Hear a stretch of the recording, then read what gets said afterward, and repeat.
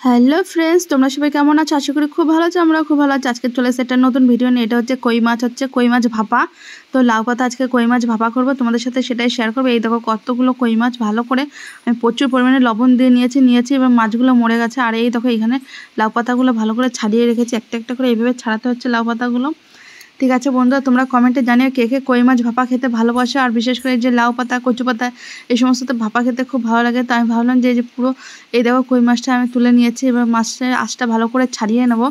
আর এই দেখো তোমরা দেখতে হাতে প্রথমে কাঁচি নিয়েছি, কাঁচি নিয়ে আমি এইভাবে মাছগুলো কাটি, কাঁচি দিয়ে প্রথমে পাখনাগুলো ছেড়ে নেবো, তারপর একটা চামচ দিয়ে ভালো করে আঁশগুলো ছাড়িয়ে নেবো, নিয়ে তারপর হচ্ছে কাঁচি দিয়ে পেটটা কেটে ভেতরে নোংরাটা বের করে দেবো। ব্যাস হয়ে গেল আমার মাছ কাটা। তোমরা যে মাছ কাটতে পারো না, তোমরা সবাই এইভাবে মাছ কাটতে দেখবে। এইভাবে মাছ কাটা খুবই ইজি, কারণ আমি কোনোদিন মাছ কাটতে পারতাম না।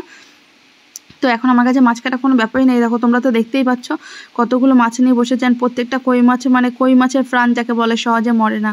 ঠিক আছে, এর জন্য আমি একটু বেশি পরিমাণে লবণ দিয়ে নিয়েছি। এই দেখো পাখনাগুলো ছেটে নিয়েছি, ছেটে নিয়ে এবার এই দেখো চামচ দেখিয়ে দিলাম, চামচ দিয়ে ভালো করে আঁশগুলো এখন আমি তুলে নেবো।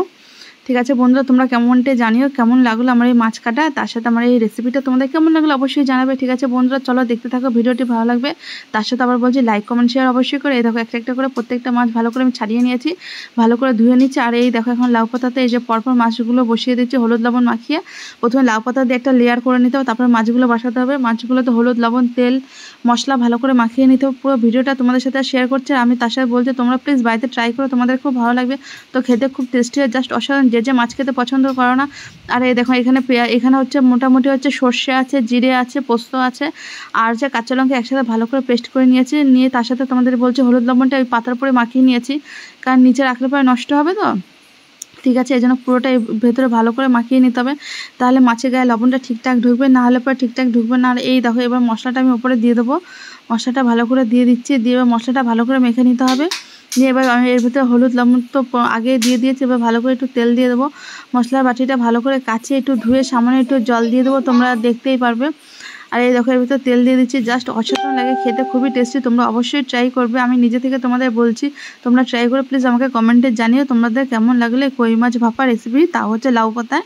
ঠিক আছে বন্ধুরা, এই যে তেল মোটামুটি দিয়ে দিয়েছি, এবার তোমরা দেখতেই পাচ্ছ। এরপর এই যে আরও কিছুটা পাতা আমার রয়েছে, সেই পাতাগুলো দিয়ে আমি উপরে একটা লেয়ার করে নেবো।